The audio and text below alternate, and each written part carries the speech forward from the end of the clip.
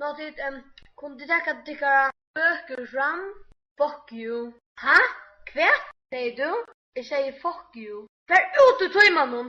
Nu! Ok. Yay, jeg er fri! Yay!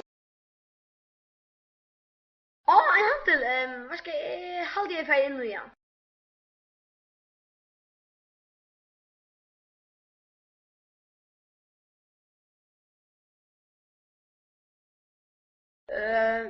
Jeg får kjøpe meg en bust.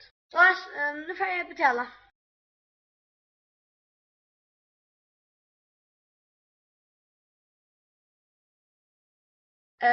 Kan jeg kjøpe en den bulten? Nei, gå, vi ser ikke så bulten her. Men, kvart så hattar?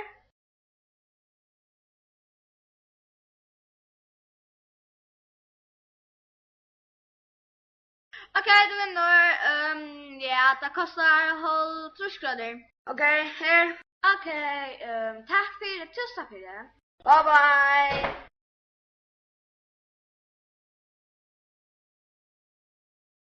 En bussur. Jeg får inn nå igjen.